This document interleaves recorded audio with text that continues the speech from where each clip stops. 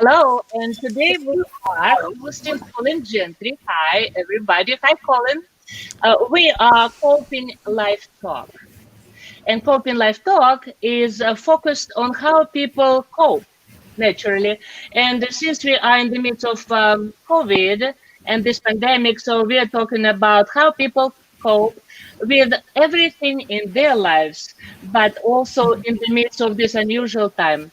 Colin, you are a wonderful representative of the millennials. And as you see on the screen, we have a co-hostess and also we have a moderator, David Lawson. And because you raise such important questions when you and I talk, and the questions are how people coping this time, but also why do they cope so differently? And that's what I thought David maybe later will help us to elaborate on that topic, how it is related to age and any specifics to different class groups and also background of people. But also, you see familiar faces on the screen, Kenji Shihan and Scott Kiddle, who are our co-hosts.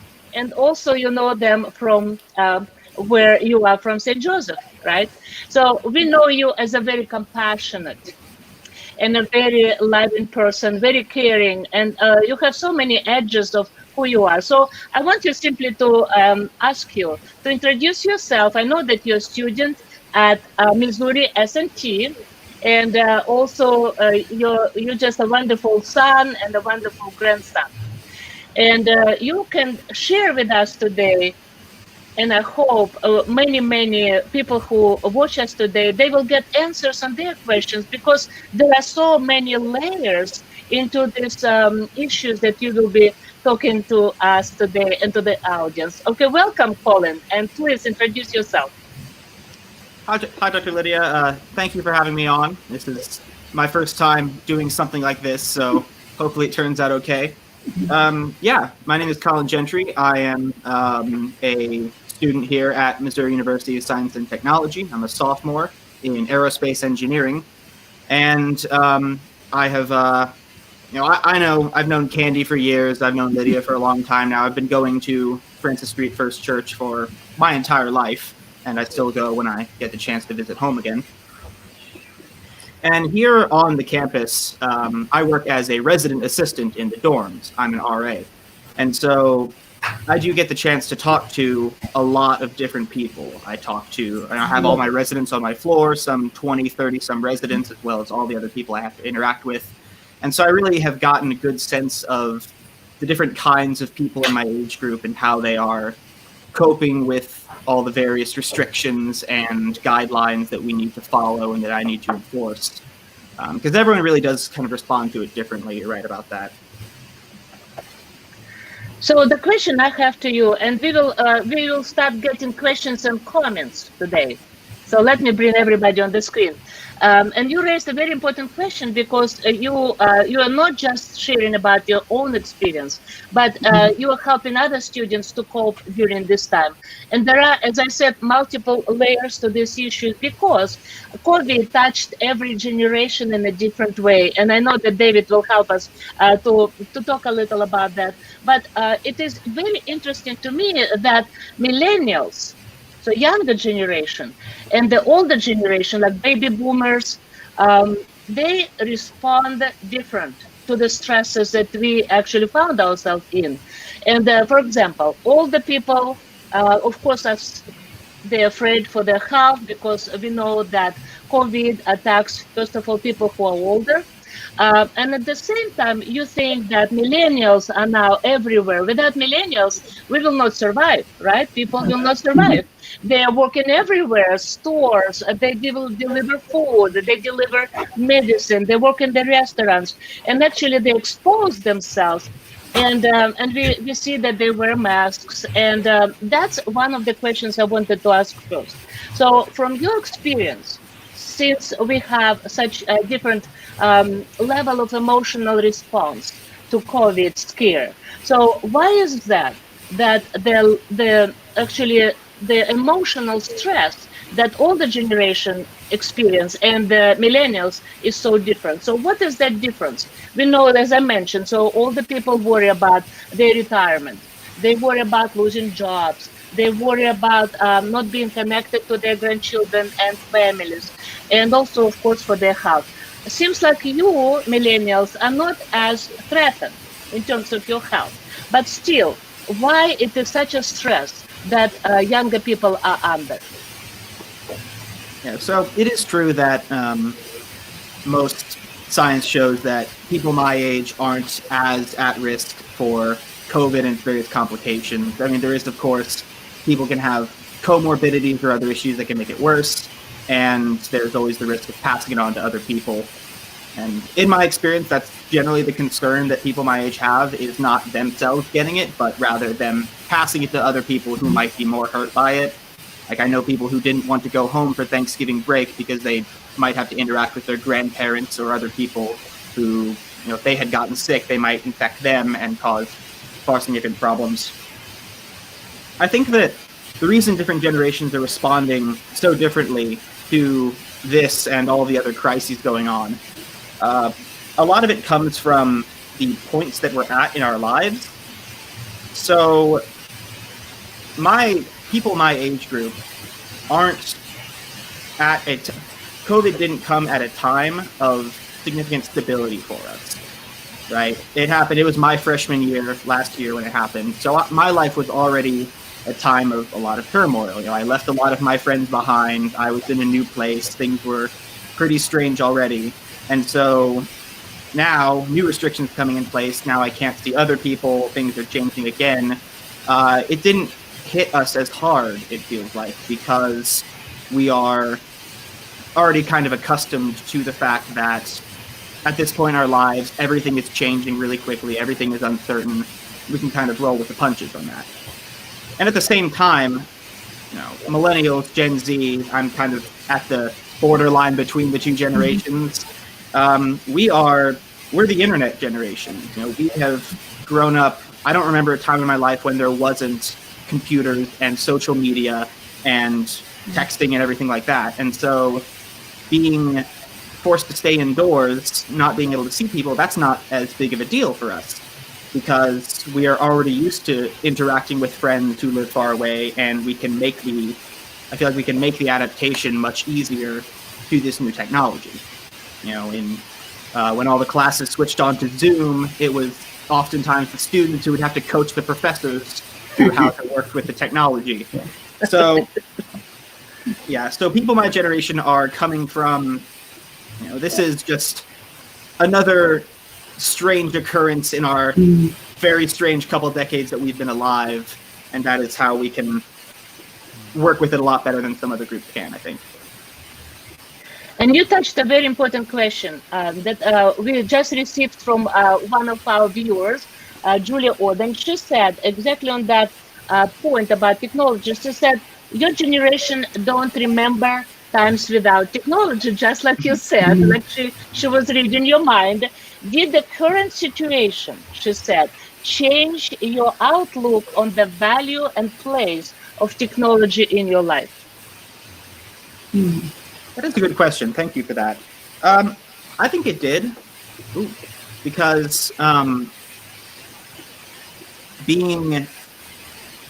to stay indoors a lot, I've had to both get to know technology better, to use it to interact with other people, but also try and find ways to help use technology to pass the time. So I find myself now,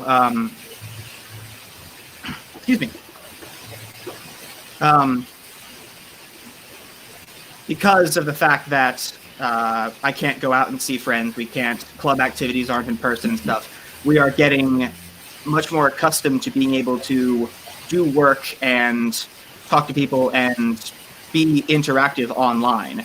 So we're trying to find ways to make that seem more genuine.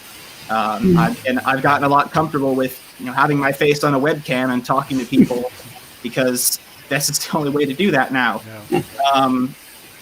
You're learning to appreciate being able to see people's faces from the nose down. So it's been an interesting transition, but I think that it's one that we've been able to make pretty well. Interesting. And when people use so much technology and they spend so much time online, did you notice anything in your particular relationship with the family that it brings some kind of a strain in at least this is what I read about people who are at school, they're in college, they're in high school, and so here they have lots of lessons online. Then they have webinars. Then they have, of course, small groups, and of course they have the social time. And so, and this is maybe right when at the time when parents call. And parents, of course, like for example, you're on campus, parents miss you, and they call right in the middle when maybe you have a wonderful, lovely conversation with your friends. And so many young people share that it irritates them to pieces because the parents call right in the middle of something very interesting. And your social life, I'm not talking about you, I know that you're very loving and calm, very, very patient person. So I never seen you being angry or resentful and putting someone down, but other people do. And so, how do you handle that when your parents call you right in the middle of something so interesting, when you want to talk to your friends, for example? So, of course, they understand classes.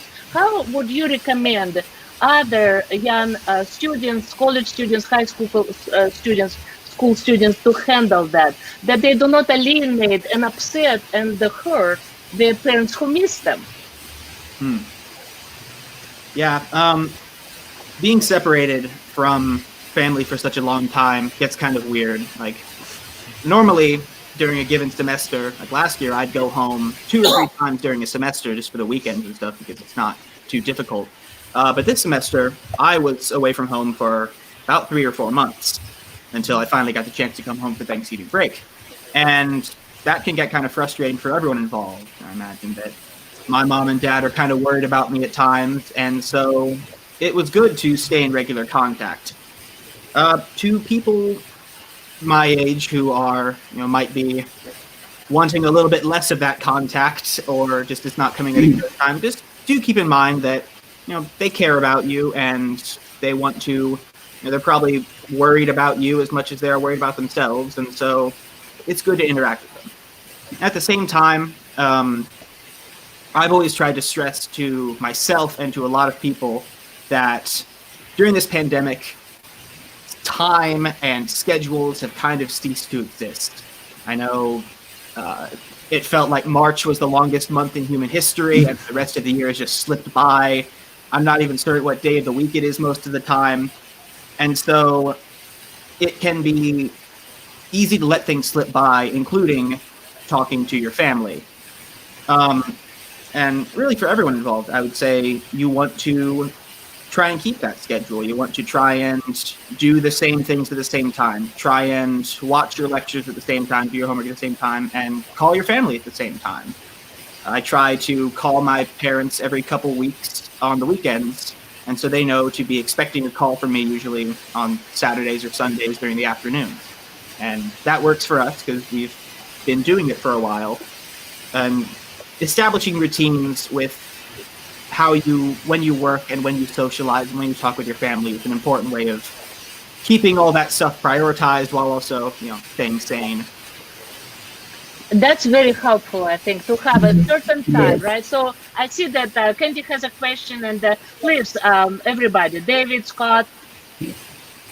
I'm not surprised at all, Colin. That was a perfect way to handle the whole keeping the schedule. Colin's always been this guy. He's always got good answers, and I appreciate that. The thing I wondered about is, as time goes on, are your classmates really growing weary of wearing the mask, of having to keep this schedule, of living this way? I at the first of the year on campus, I walked down to the pond. Every child that walked by me had on a mask, and I was so impressed with that.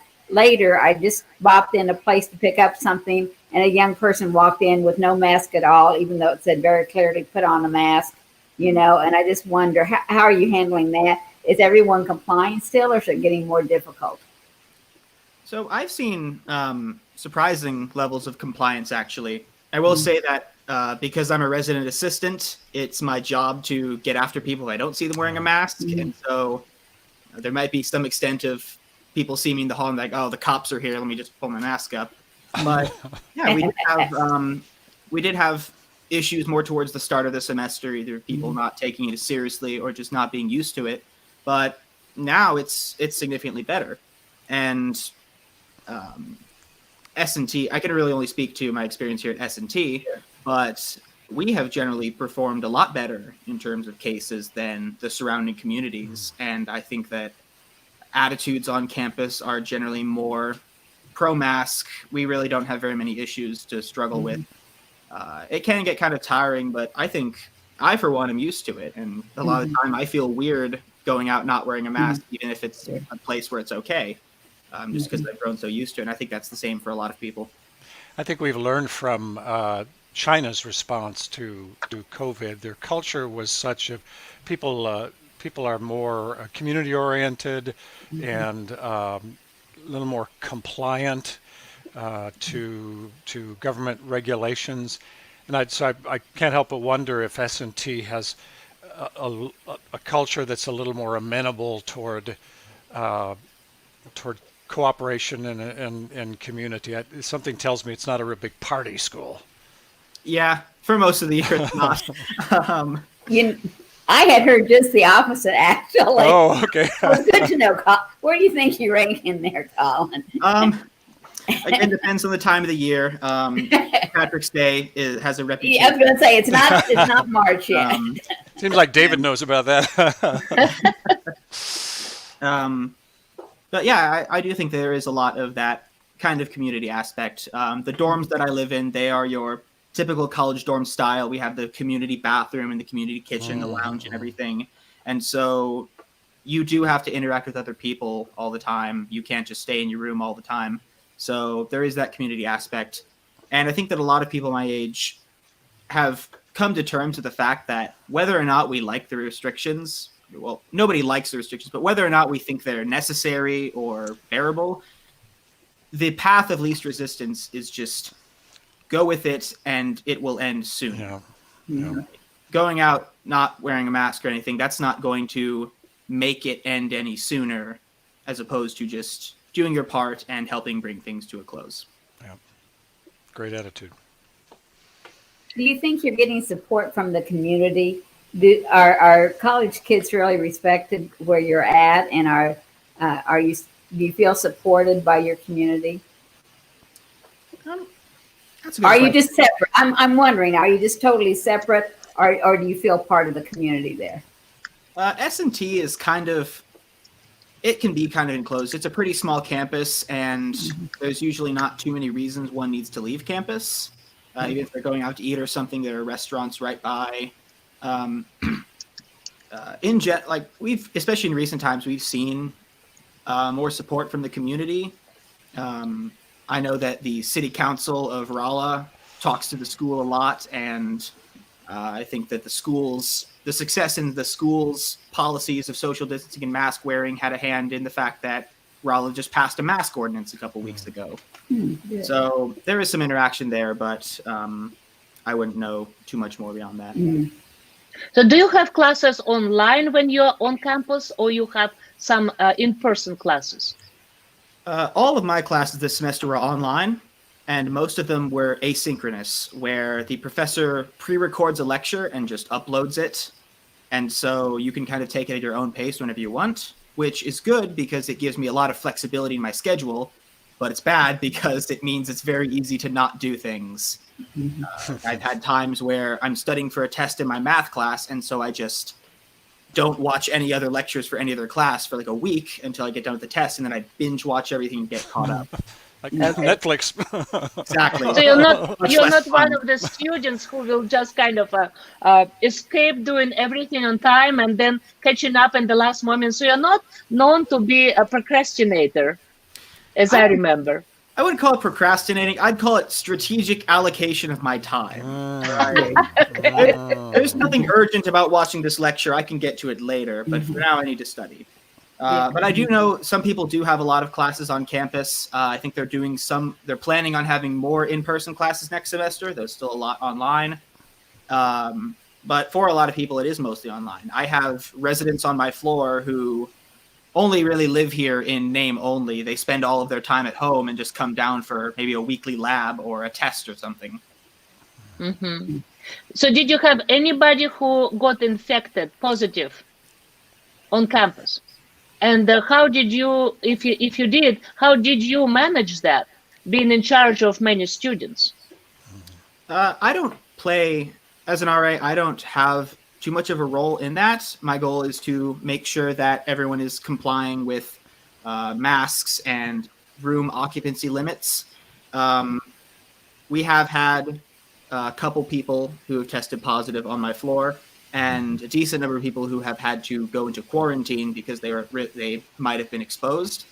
But generally, that is something that gets taken care of by the school. Has a contract tracing team. They have student health resources, and so I'll usually be notified of a resident in quarantine after the fact. I'll just get my boss will send me a message saying, "Hey, this resident's in quarantine."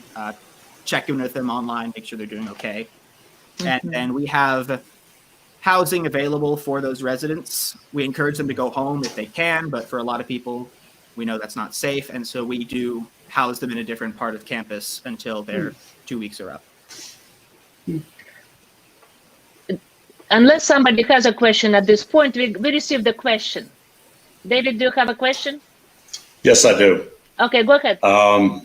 My daughter, I don't know where you are in your college journey, but my daughter, 2 years ago, signed her letter of intent to play golf for Wichita State and was headed into like the best time of her life. And now there's no golf. Oh boy. She's online and she has an apartment in Wichita, but doesn't spend a whole lot of time there. Do you feel like you're kind of, I don't want to be as dramatic as saying being robbed of your, but do you feel like the experience is a little bit less than, and does that kind of work on you every now and then? It does, yeah. And I do. I know it's much worse for the freshmen this year, who this has been their entire freshman year. It's been like this, and it's definitely disappointing. I know it was bizarre and weird and kind of sad last semester because I lived in an apartment style dorm last semester, so I had 7 roommates and we were super good friends. We got along really well, and it was really sad to have to say goodbye to them several months sooner than we were hoping to. And even now, it feels, being on campus just feels kind of timeless. Like, I know I'm in college and things are going well, but nothing's really happening. There's normally always something going on campus, be it employers are there handing out free stuff or there's an event going on, and that doesn't really happen so much anymore. I know a lot of the student life organizations have done a decent job of transitioning to online, but it's much easier to let that stuff slip by when you can just stay in your room all day. I would imagine that one of those employers is Garmin. It is. The company I work for. It is. And a coworker of mine is actually leaving next semester to go work for them. So Not surprised. I had kind of a follow-up question to that I'm curious about. I really feel like, high school kids, elementary kids, middle school kids are really missing out on a lot of their education this year. It's just not the same, and I don't see them making the same progress. You think you've been cheated out of an education, or do you really feel like the quality of what you're learning is probably about the same as it would have been otherwise? Yeah, college is a lot different from previous forms of education because there's a lot more of an expectation on the students to be a self-starter and figure it out yourself. So professors are a lot less accessible nowadays, but they were never that accessible to begin with. And so if you have problems with the course content or whatever, college teaches you to mostly figure it out, find ways of solving that online. And so going to online classes hasn't made much of a difference in that. There are some, I think I've made the transition to online a lot better than some people. I know some people really do have issues focusing on an online lecture because they're in their room, so there's all kinds of distractions and stuff. And I do feel that, but less than most. But there are some cases where it gets much easier being online. I've had professors who have moved it so we take our tests online and we're allowed to use our notes, which makes things really great. It makes them much easier. So it's a mixed bag. I would say I've been luckier than most, but online has some advantages, and I don't think that I'm losing too much educational opportunity. I imagine it depends somewhat on your learning style. I think we have one granddaughter who has taken to online learning very well, and another that is struggling with it a little bit. And I would imagine it varies from person to person. Yeah, for Absolutely. sure. I like having online lectures, especially the pre-recorded ones, because the way I take notes, I like to be really detailed, because I know when I come back to it later, I'm going to want all that information. Yeah. And so being able to pause a lecture, go back, rewind things again and again is really useful to me. And it kind of makes me wonder what I'm going to do when we go back to in-person, because I'm very slow at note-taking, but we'll figure it out. I have a question about, again, coming back to comparing different generations, that all the generations overall surprisingly handle COVID much better, because they already have life established. They have, most of them have homes and cars, and they have hobbies. And so they kind of established more. And so the stress surprisingly hits younger people more. And especially in terms of loneliness and anxiety and depression. And again, since you have so many students around you and you in a way are in charge to help them. So I want to start with you first of all. So we just received a question on that topic, and that's what I want to run it here. So that's a question we have. And the question is, what has been the most challenging part of this pandemic for you from this point? That's a good question. Most challenging part. I would say that it has been really challenging to be able to focus and be productive, not only on schoolwork, but just on things that I find fulfilling. Being in my room all day, it feels like I'm kind of in a limbo. And so when it feels like my entire life is free time, I never really feel the incentive to get anything done. And even if it's just doing something to relax, I might want in a normal world, if I have an hour or so of free time, I might take that time to do something fulfilling, read a book or something. Whereas now I can just mess around on my phone for hours on end and just let the time slip away because nothing is happening.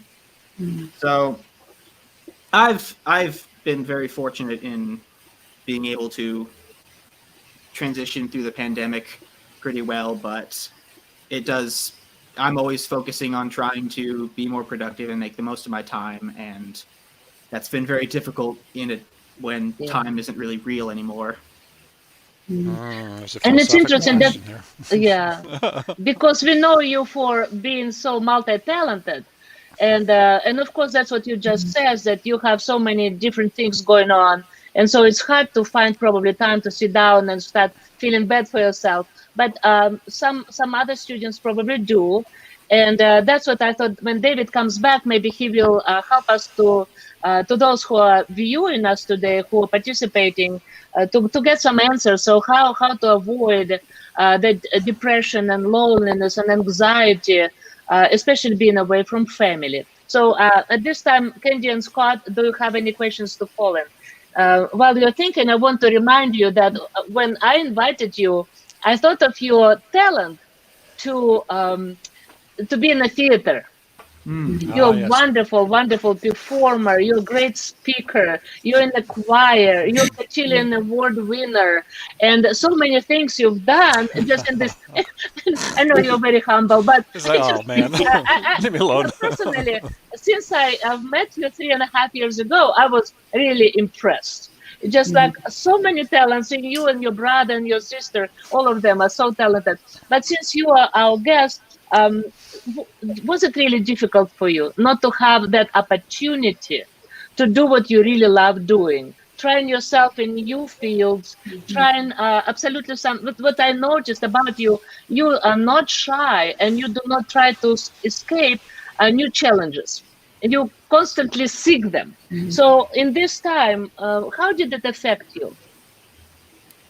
Well, you'd be surprised actually, because COVID has, while it has closed many doors for the time being, it's also opened a lot more. I would say, you mentioned theater, and yeah, throughout high school I was in musicals and plays and stuff. It's something I really love to do. But this semester I've done a lot more theater than I did last year when we were in Really? person. Wow. Yeah, because How in the world did you do that? You're going to have to explain it. How are you doing theater?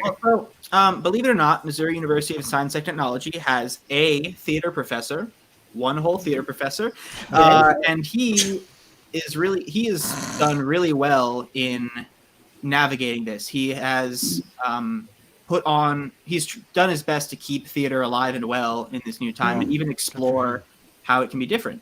So we put on plays over Zoom, multiple times, including earlier this semester. I was in a first of its kind, brand new play that was a choose your own adventure style play over Zoom.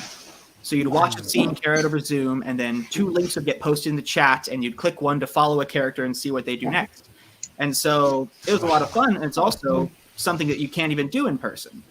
Yeah. So there's all sorts of unique opportunities that happen as a result of COVID. That's a project that never would have been done probably had we not been forced to do that.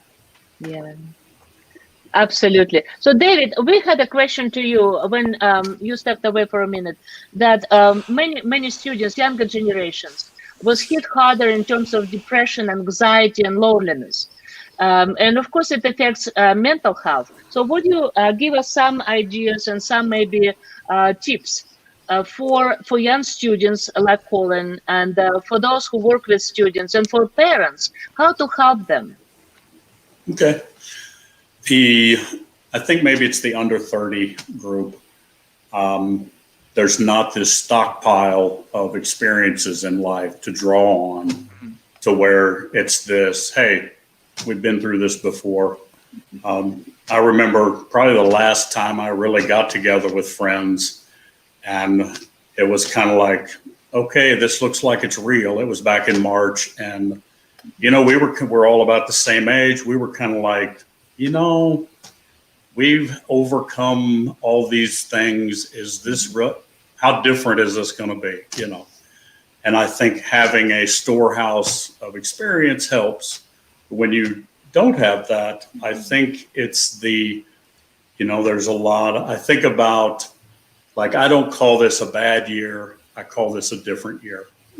I hear a lot, just a while ago on TV, 2020. Well, okay.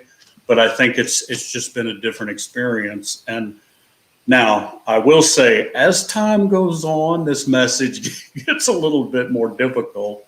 Yeah. But in the beginning, I was like, hey guys, I had clients that were class of 2020 high school, class of 2020 in college. And I was like, hey, this is a kind of representative of what life can be like, is you work, you plan, you put it together, you get it all just ready to go, and then something completely outside of your control happens. And it's like pulling out that one last peg of the Jenga thing, and you got to start all over again.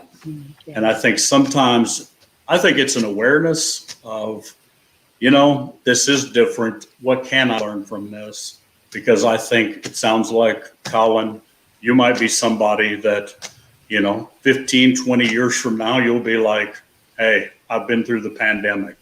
I went to college during the pandemic. Yeah. So come on now. Yeah. And people, really? That's bothering you? And, and I think but you have also found ways to manage this and find the silver linings. That's what That was another thing I started with was, guys, there's going to be some silver linings in this. Our family, I'll just say we're not the most connected. And I thought, okay, maybe we could do Zoom calls together. And we got on Zoom calls, and you could kind of tell we weren't the most connected.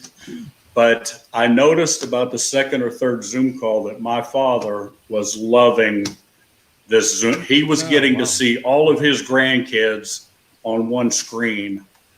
Silver lining. And I was like, there was part of me that's like, and my dad has said that since then, I hope we keep doing this.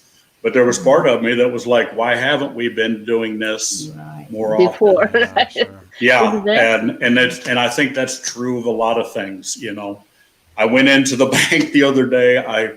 They've got a whole new system that I don't even understand, but it was 1,000 times. I'm like, why weren't we doing this like 5 years ago? You know. Yeah, that's very So I true. think, yeah, I think there's an awareness. There is. I also being honest. If you're feeling down, there's part of that. You know, I think another thing I talk about is, let's say all of us run like on the scale of 0 to 10, all of us run at a 0.5 pre-COVID average. Well, March came, we're up to like 8.5. And then we start getting used to it. Then we really get used to it. Then it kind of gets crazy. But I think a lot of people think, well, I'm coping okay. I'm back to my 0.5 when I don't think that's true. I think we're at a 1.5 because, you know, if I go to the grocery store and I'm picking up my gallon of milk and I want to get in and out as fast as I can, and I go to the 10 items or less aisle and somebody has a grocery cart, I'm not nearly as tolerant as I used to be because I'm at a 1.5 instead of a 5. And I think being aware of things like that is helpful too. I think the thing, you know, that I don't know, because what I work with are people that, I mean, I've got people that come in that are like, you know, coronavirus is like 15th on my list of things to worry about right now. So I don't always get a true read. But I do have the interesting situation, you know, I'm one of the last of the baby boomers. I married one of the first of the Gen Xers. I have a son from way back that's a millennial.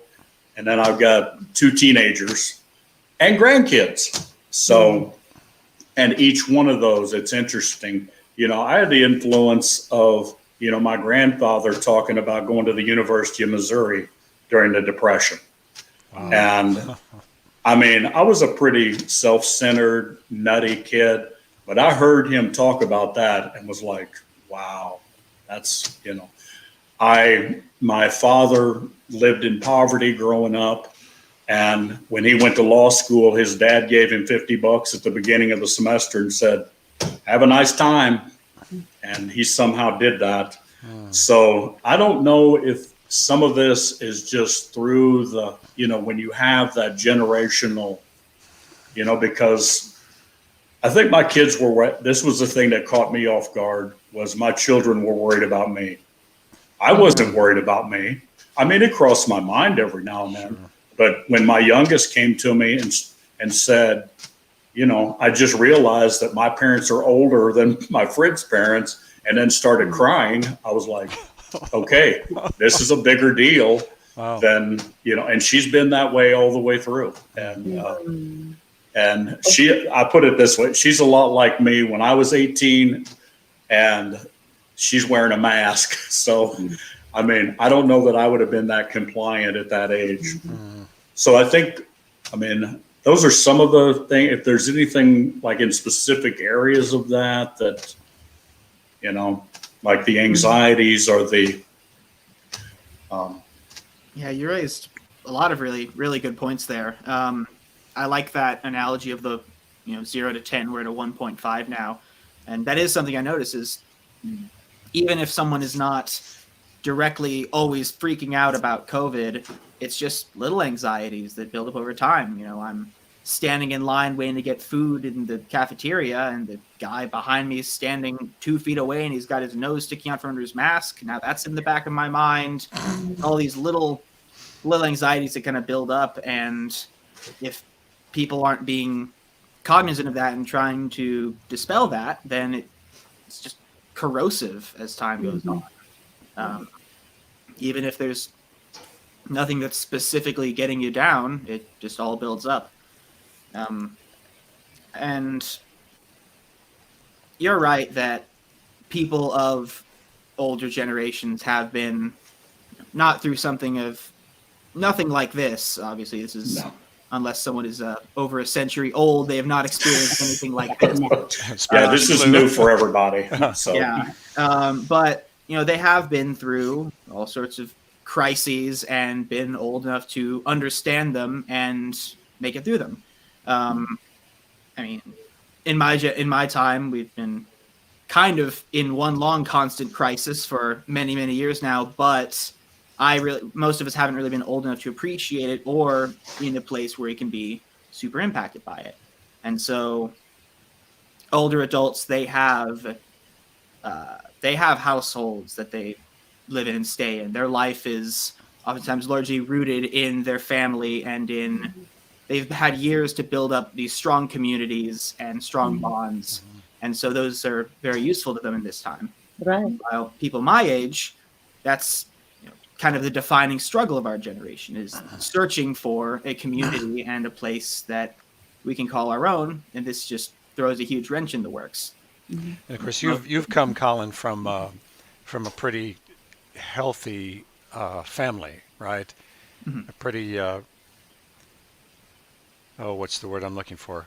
But some of your classmates may have come from more dysfunctional families, and so their efforts to establish community and understand community seems like it would be challenged under these circumstances. Yeah, absolutely. I mean, there are some people who college is their home now, and their family are the people in the clubs that they're in and the people that they live with. And so when now you can't, maybe your club isn't meeting at all, or you can't see them in person, you're not meeting any new people because you're not going to classes in person, that can just be nightmarish because it feels like you don't really belong anywhere. I did kind of wonder if you felt like you could establish that connection when you do have to be online or that you're meeting people. Is it real? I wonder that because I've always got to talk to people face to face, and I see so much by being able to be with someone and understand so much more, I think. Do you feel like you're getting there even though it's online? Are you so used to that for you it's second nature, whereas for me it's still a little unusual maybe? The friendships people make online are definitely of a kind of different character than those in person. That's not to say that they're worse. People make some of their best friends over social media or through group chats and stuff, but it is definitely different. I was lucky this year because I am a resident assistant, and so coming into this job, I have been forced to meet a whole bunch of new people. There are some 20 other RAs in my building. I get along with all of them really well. I know all my residents. I know a lot about them, and I consider myself friends with a good number of them. So I've been fortunate in that regard to be able to meet a lot of new people in that way. If I had just been in my old dorm or living on my own or something, I don't know if I would meet any new people this semester. Because I have, you maybe recognize a couple names that you have in a few different classes, but you're never really talking to them outside of that context, and certainly not meeting them in person. So I've been fortunate in that regard, in many regards. But I think that online friendships can form, and they, do have their place. They're certainly better than no friendship at all. Sure. But it's very hard, even in the best of times, to bring that then into the in-person world and to form a relationship in that regard. I have a question. That's a very good question, Candy, you asked about building relationships online. Because, and maybe David will correct me, and Scott and Candy, but I want to ask you a question. Since, are you familiar with the rule 73855?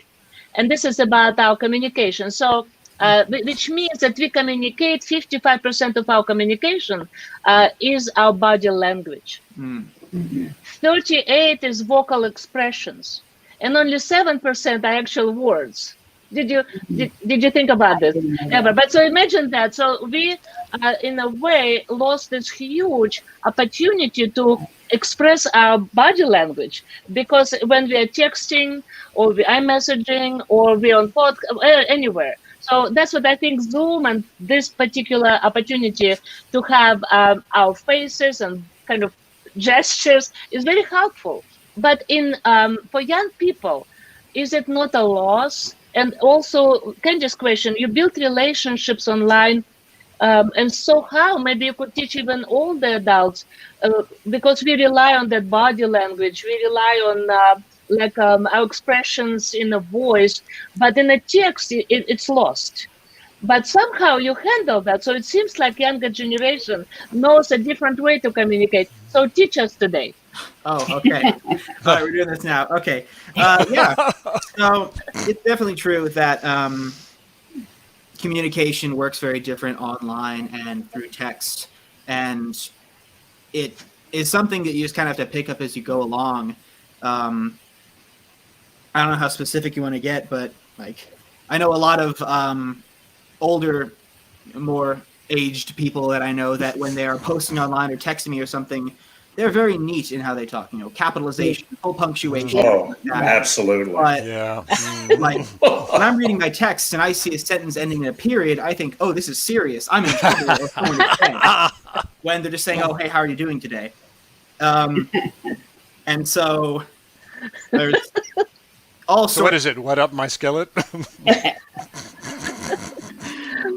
There's all sorts of little bits of lingo and syntax and stuff that, while may not be correct to the Oxford Dictionary, it's just how it works. You know, if someone is typing in all caps, it means they're shouting or they're trying to draw attention to something. When if they're talking in lowercase, they're just chatting and relaxed. I rarely, when I post on Twitter and stuff, I rarely capitalize any words. It makes me feel too formal. And then, of course, all of the abbreviations, the LOLs and OMGs. So it's a very different dialect, but over time, you do learn to communicate the intentions and tones and stuff online. But you are right, it is a lot more difficult than being in person. And there are many times that I feel like I have put off the wrong kind of message when I speak to someone online, and I worry, oh, how did that come across? And they can think they're in trouble. That's what I use a lot of emojis. Would you advise me? There you go. Stop it, Candy. Too much. Emojis. You're aging yourself. Emojis is also another realm. People do use emojis a lot to communicate, and I'd say they're definitely helpful. I don't love them personally. Again, I think it's makes me feel a bit too formal, like, oh, I'm putting all the work in to type this emoji to express my feelings. That's too much for me. But the emojis are a valid form of communication, so you won't be ostracized if you use them. All right. What is this world coming to? Absolutely. Also, there are lots of conflicts happen over those either caps or exclamation points or periods. And of course, older generation does not know about it. And I remember how I used to lose sleep over somebody calling me in the evening and in a kind of agitated voice, telling me some kind of complaints. Then I don't sleep. So now if I receive an email with caps, it's somehow my body responds the same way, or a text message in caps. And then I reach out and I just like carefully, are you upset? Oh, no. I just thought it was an important topic. And I thought, goodness, I almost lost my sleep over that. But so also another issue of that is auto spelling. Because sometimes when I look at what I just sent, and I just like, oh no, I don't want to meet this person ever in my life because they probably think bad of me because you typed something, what you did, something came out of your fingers that you didn't mean. So in this case, of course, there are different ways to around that, but it's kind of, there are funny things about communication now, but I'm glad you kind of enlighten us a little about how to how to handle that and not to get overstressed, but also not to use caps, not to use exclamation points and the caps. Anything on that topic? You don't need to be too formal when you're messaging Right. youngsters, at least. You know, you don't worry about being perfect with your spelling and capitalization and stuff. Honestly, it's more noticeable when you do. So, Oh, okay. More noticeable that Pro you're a tip. novice, right?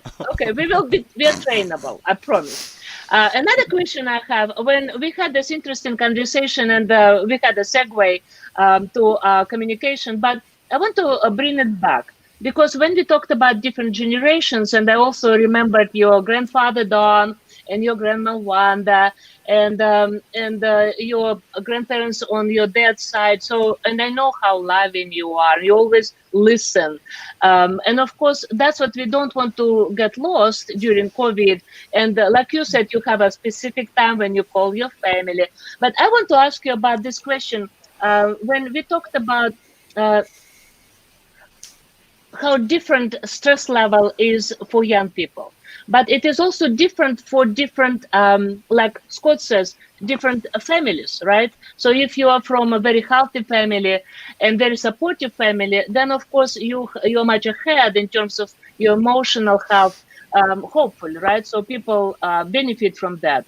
Could be other issues, right, David? But also it depends on the culture you're raised in. And what I found out reading about millennials, that Indian millennials handle COVID absolutely perfectly. And then I thought, why? And I've read that they are very resilient. So in their culture, they are very resilient. They're raised that way. And so, and I know your grandfather Don, and his absolutely amazing sense of humor. So what did you learn from your grandfather that maybe helps you now in this at this time, and also maybe just simply being away from family? Is it any helpful advice that you received from your grandparents that well, makes you resilient? um, that's a good question. I think that definitely having a sense of humor in the current times is crucial. Accept the absurdity of our current day and age and roll with it to the extent that you can. You know, things can be silly if you make them so, and that's not to say that you should downplay the significance of a pandemic and everything, but find the levity in the situation where you can. Sorry, I keep kicking my table. Yeah.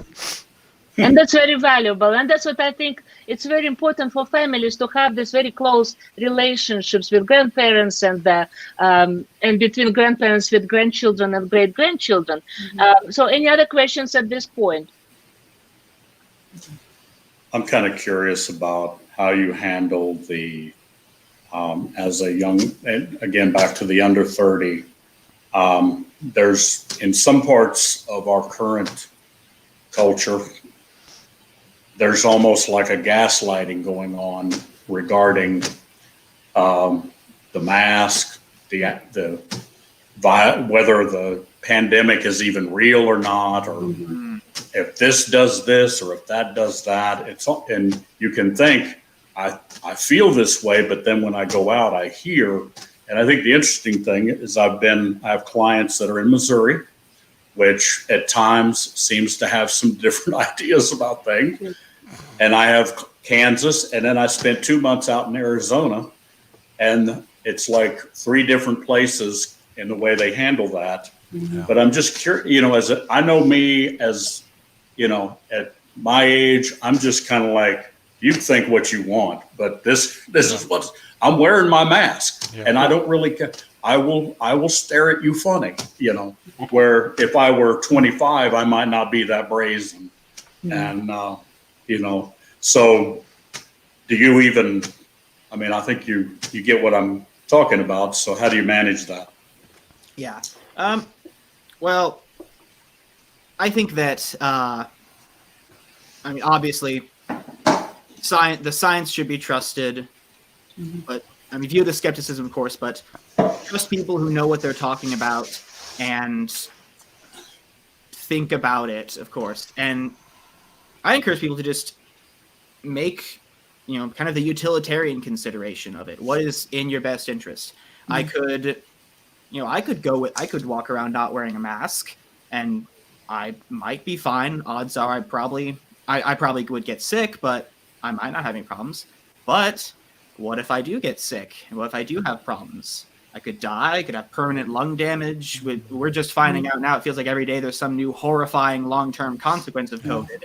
Right. And when you compare that to, oh, I have to wear a mask and it makes my acne a little worse, the choice is obvious. I'm going to wear the mask. And if not just for me, then for the other people that could hurt more. Yeah. That's not to say I don't want to, just argue from authority. Oh, scientists say it, so we should listen to scientists. But when there's an overwhelming preponderance of evidence towards something, and the downsides of listening to that are negligible, I think it's worth doing so. Yeah. The Rolla City Council, when they were discussing whether or not to have a mask ordinance in the city a couple weeks ago, they had a public forum for it. I watched it live streamed. It was mostly unpleasant. It was a very long meeting with some very opinionated people. But what you would have is, a handful of people coming up and saying, "Oh, I don't think we should wear the masks. I don't think they work, what have you."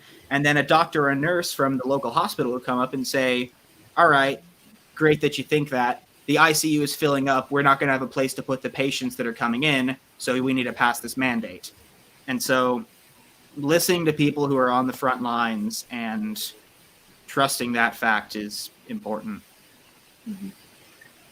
And it's very important what you just discussed, because it's strange to me, because since I'm from a different culture, I pay attention to what other cultures publish and what they post and what kind of discussions they have. And so it really hurt my feelings when I read that one of the expatriate from my country, or former country, he writes so passionately about human freedom. And he says that I would rather die than I will wear the mask. And so unfortunately now the same attitude applies to vaccination. So I would rather die than I will have this needle in my body. And so, and I think it's important maybe for us at the end of our podcast to talk about it, because we are talking about coping.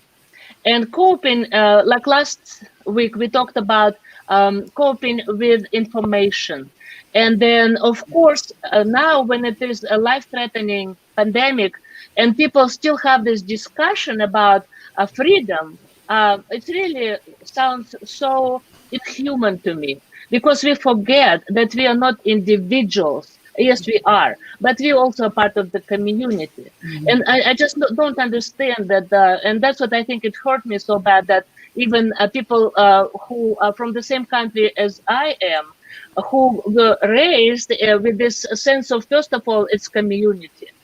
And especially during the war, everybody knows that the priority is to save as many people as possible. So nobody thinks about hunger, nobody thinks about personal interests, but everybody puts all the efforts and attention to save as many people as possible. So how could we do that?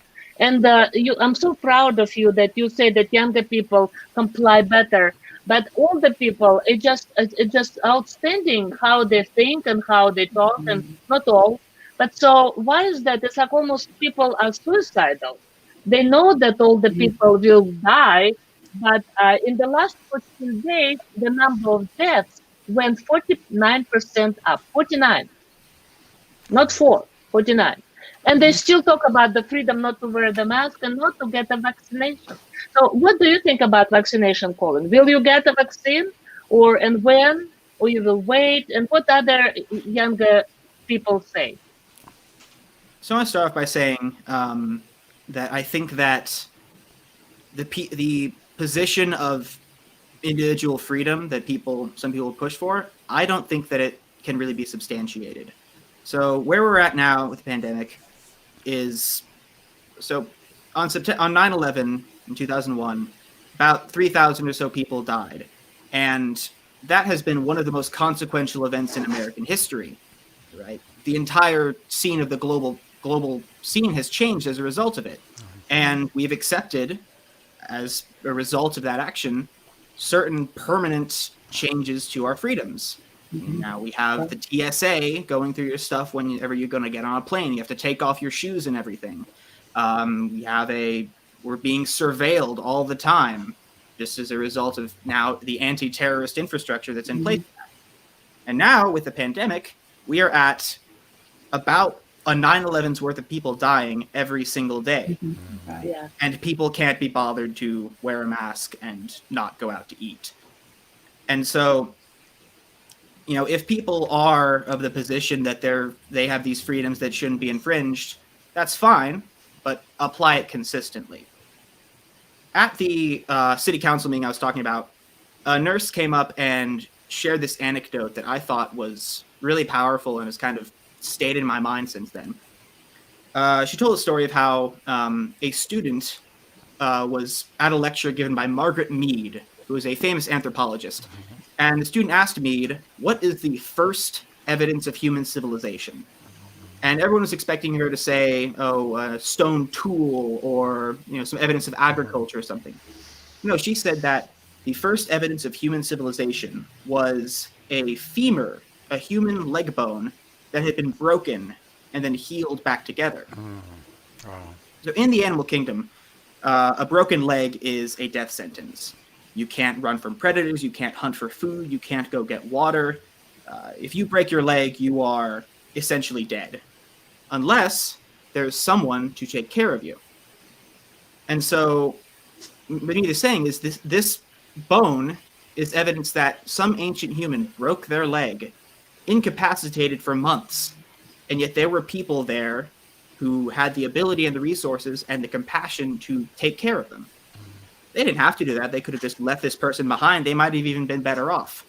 But because they felt that social obligation to care for one another, care for vulnerable people, and to look out for them, even if it's putting their own lives at risk, that, she said, is what civilization is people working together, taking care of those who are weak or in trouble, even at our own expense, because it's better off for everyone and because we have a duty to do so. And I think that is extremely applicable here, where, it sucks. I know, I don't like wearing the mask. I don't like not getting to see my friends. But if doing those things makes life easier for an essential worker who wants to go home and stay safe and spend time with their family, but they can't because they have to work to eat, or for someone with comorbidities or who is old who can't afford to get sick, I will gladly do that because that is the cost of participating in and being a part of society. That's my obligation to do so. And so to answer your question, yes, I do intend to get the vaccine. I haven't been following too closely the news of it being rolled out. I imagine that I won't have the opportunity to for a while since I'm not really in a at-risk category. But when the opportunity does come around, I do intend to get the vaccine.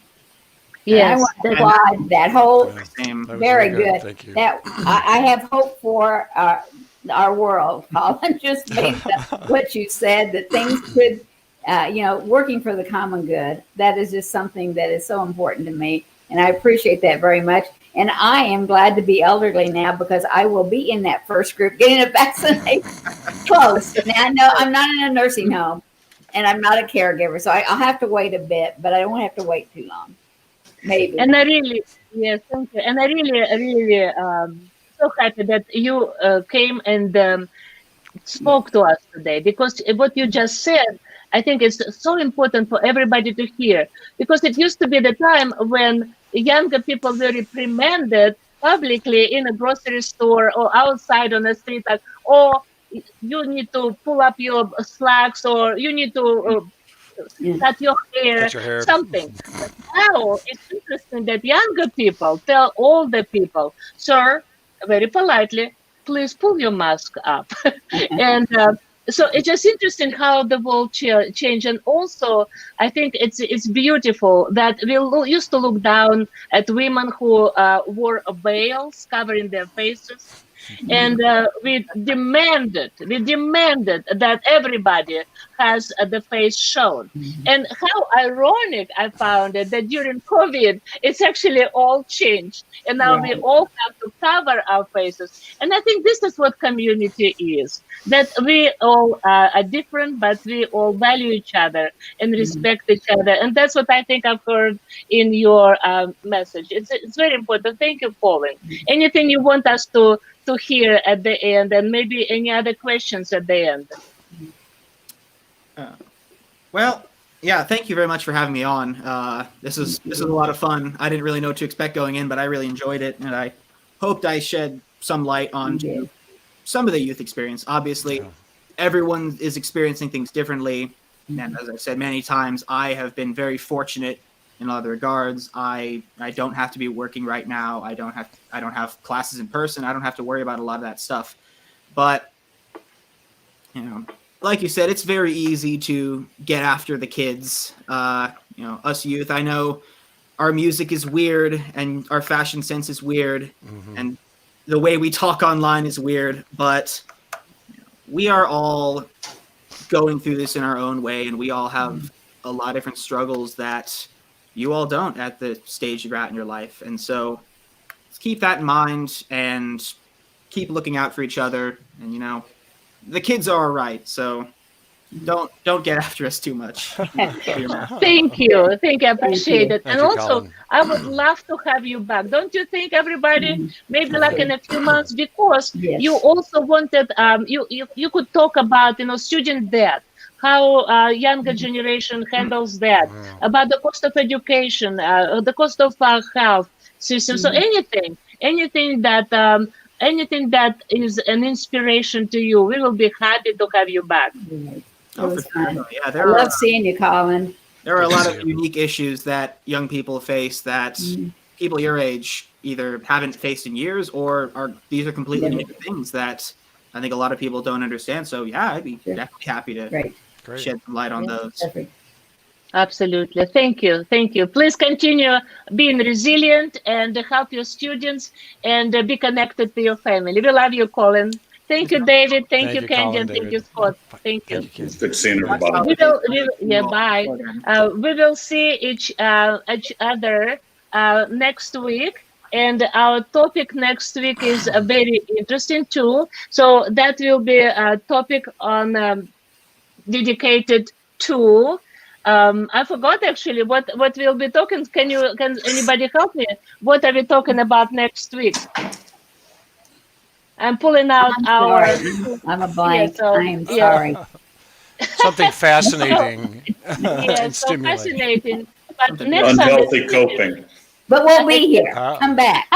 Yeah. Okay, so our next actually coping life talk is about unhealthy coping, and that's also applies to younger generation, older generation, to everybody. And so our guest will be from St. Joseph, Gary Clark, and he will be talking about alcoholism, drugs, AA, and Al-Anon. And so again, I know that we will not have David next time, but he has other obligations. But it is extremely important topic, and so I invite everybody to join us next Saturday. Thank you, and have a good evening. All right. Bye now. Bye. Bye now.